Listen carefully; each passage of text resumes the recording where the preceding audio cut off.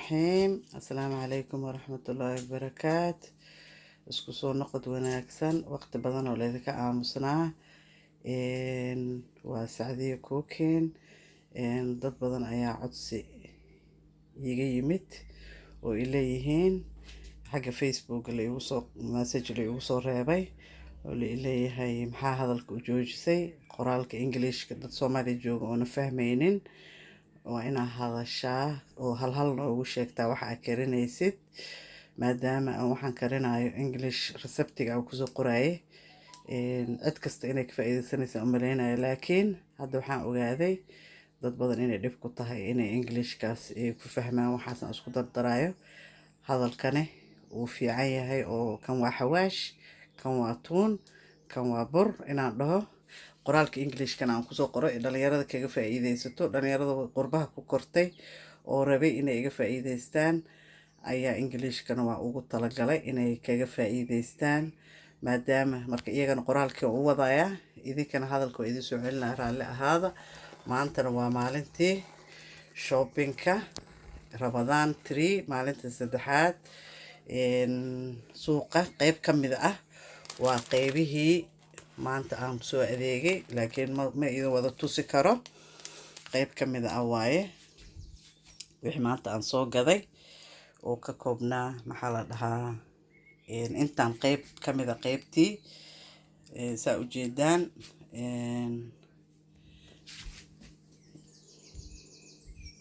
marka raalli ahaada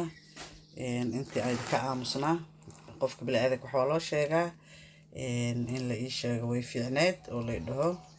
Soomaali noogu sheeg hadalkaaga af Soomaali noogu soo gudbi kan waa kaarooto jarjaran oo iyadoo diyaarsan hadda ka wahsanaysid inaa kaarootada xoqdid ayadoo xoqan waaye sweet carrot intaan qayb ka mid ah waaye tan basasha gaduudneed tan basasha caddeed waxyaabo badan waxaa jira filjeerka hadda aan geliya aan xareeyay oo halka aan kusoo koobi karin laakiin qayb ka mid ah waaye fruitkii maadaama Ramadaan tahay fruit badan ayaa loo isticmaalaa biyaha iyo fruitka badsada fruityo badan oo insha Allah aan soo shiidan oo idin soo gelin doona inkastoo fiidiyoada Ramadaanta ay aad u dhib badan tahay sambuski iyo wixii hore aan hadda aan soo geliyay receptiga hal ina idinku soo gelimo waxa miiska saaran oo dhan hal mar video ma ka sameyn kari waa ina video hal sambuska gooni chickenka gooni waxa kale oo aan sameynayo gooni marka hal mar raalli ahaada ma soo wada gelin karo receptiga